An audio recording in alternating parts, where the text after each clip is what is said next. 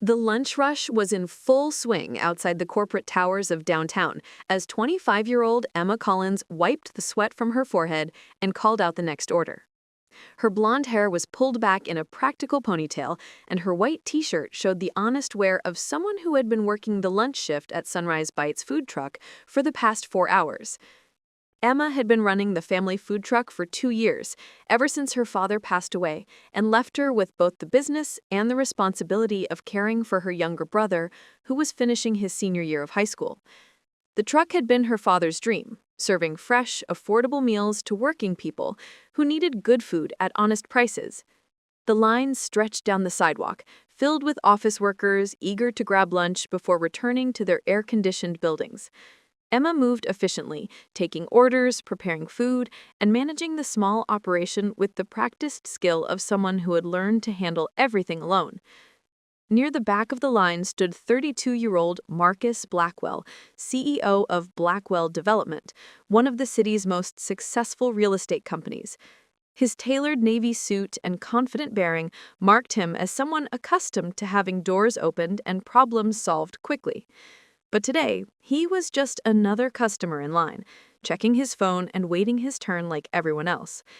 Emma barely glanced at him as she worked through the orders ahead of his. She had learned to focus on efficiency over pleasantries during the busy lunch rush. And one customer in an expensive suit looked much like another to her tired eyes. When Marcus finally reached the window, Emma looked up with her practiced customer service smile. "What can I get for you today?" Marcus studied the menu board, then looked back at Emma. Something about her face seemed familiar, but he couldn't quite place where he might have seen her before. "I'll take the grilled chicken sandwich and a lemonade," he said. "That'll be $12, Emma replied, already turning to prepare his order. As Marcus handed her the money, their fingers briefly touched, and he got a closer look at her face. Suddenly, recognition hit him like a wave. "Still remember me?" he said quietly, his voice carrying a warmth that made Emma pause in her work.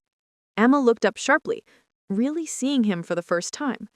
The expensive suit and confident demeanor couldn't hide the familiar brown eyes and gentle smile she remembered from 15 years ago. "Marcus," she whispered, her hand stilling on his order. "Marcus Blackwell." "Hello, Emma," he said softly. "I wondered if I'd ever see you again." The lunch line behind Marcus continued to grow, filled with impatient customers checking their watches, but Emma found herself transported back to their senior year of high school, when Marcus had been not the successful CEO he was now, but a shy, awkward teenager who sat alone at lunch. Emma had been popular then, captain of the debate team, and headed to college on a scholarship, but what Marcus remembered most about her wasn't her achievements or social status. It was the day she had sat down at his empty lunch table and asked if he wanted company.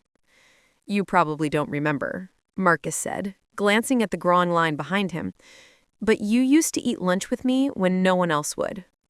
"Of course I remember," Emma replied, momentarily forgetting about the impatient customers. "You were working on that novel about the boy who could talk to trees?" Marcus felt his heart skip. She did remember. For weeks during their senior year, Emma had chosen to spend her lunch period with him, listening to him read chapters from his terrible teenage novel, sharing her sandwich when he forgot his lunch money, and treating him like he mattered when most of their classmates acted like he was invisible. "You encouraged me to keep writing," Marcus continued. "You said I had potential, even when my stories were awful." Emma felt tears prick her eyes as the memories came flooding back. Marcus had been so lonely then, dealing with his parents' divorce and his own insecurities about fitting in. She had seen something special in him that others missed, a kindness and intelligence that just needed someone to believe in it. "What happened to the writing?" Emma asked, as the line of customers behind Marcus was growing restless. "I never stopped," Marcus admitted. "I have 3 published novels now, under a pen name, but I also built a successful business. Turns out confidence and believing in yourself can take you pretty far." An impatient customer behind Marcus cleared his throat loudly. "Some of us have meetings to get back to." Emma snapped back to the present, realizing that she had been neglecting her other customers. I'm so sorry, she said quickly, finishing Marcus's order. Here's your sandwich and lemonade. Marcus took his food, but instead of leaving, he stepped aside and waited until Emma had worked through the entire lunch rush. When the last customer had been served and the line had disappeared, he approached the window again. Emma, can we talk? I mean, really talk. Emma looked at him with a mixture of curiosity and exhaustion. I only have a few minutes before I need to prep for the dinner shift. Then let me help, Marcus said, removing his suit jacket and rolling up his sleeves. I remember you teaching me how to clean tables at your dad's restaurant when we were kids. For the next hour, Marcus helped Emma clean and restock the food truck while they caught up on 15 years of life. Emma told him about her father's death, about taking over the food truck business, about working 18-hour days to support herself and her brother. Marcus listened with the same attention he had given to her stories in high school. And Emma found herself opening up to him in ways she hadn't with anyone in years. Why a food truck? Marcus asked as he helped her organize supplies. Dad always said good food brings people together, Emma replied. After he died, I couldn't bear to sell it. This truck represents his dreams, his belief that honest work and treating people well would always be enough. And is it enough? Marcus asked gently. Emma was quiet for a moment. Some days, barely. The permits, the health inspections, the competition from chain restaurants, it's all gotten harder. I'm not sure how much longer I can keep it going. Marcus felt something shift in his chest. Here was the girl who had believed in him when no one else did, now struggling to keep her father's dream alive while supporting her family. This isn't high school anymore, Marcus. This is real money, real responsibility. You're right. It's not high school. In high school, you saw potential in an awkward kid who didn't fit in anywhere. Now I see potential in an incredible woman who's built a successful business while caring for her family and honoring her father's memory. Emma felt tears begin to fall. Why would you do this for me? Because 15 years ago, you chose to sit at my lunch table when you could have sat anywhere else. You listened to my terrible stories and made me feel like I had something valuable to contribute to the world. That kindness changed the trajectory of my entire life. Marcus paused, looking out at the city skyline. Success isn't just about making money, Emma. It's about using whatever resources you have to lift up the people who lifted you up. You gave me confidence when I had none. Now, I want to give you the opportunity to expand your father's dream in ways he never could have imagined. 6 months later, Emma stood in the kitchen of Sunrise Cafe, the flagship restaurant of what had become a small chain of locations throughout the city. The original food truck still operated, but now it was part of a larger operation that employed 15 people and served hundreds of customers daily.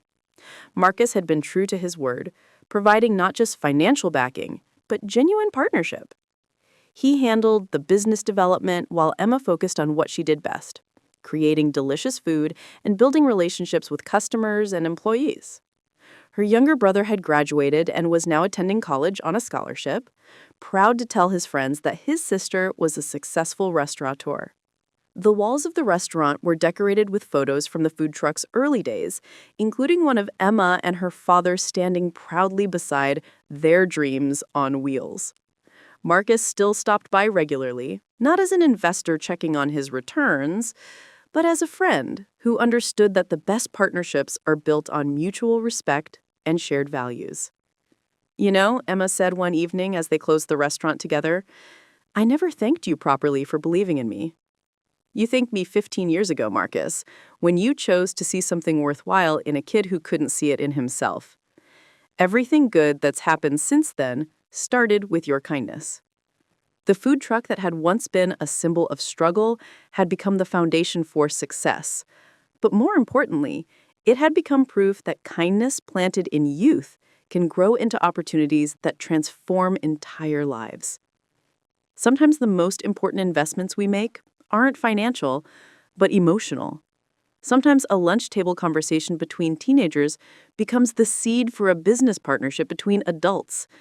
And sometimes the person who needs our encouragement the most becomes the person most able to encourage us when we need it in return. If this story reminded you that the kindness we show to others often comes back to us in unexpected ways, please give it a like and share it with someone who might need encouragement about the power of believing in others. Subscribe for more stories about how relationships built on mutual support can create opportunities that benefit everyone involved. And please comment below about a time when someone believed in you, when you couldn't believe in yourself, or when your faith in someone else led to something beautiful. Your story might inspire someone else to reach out with encouragement today.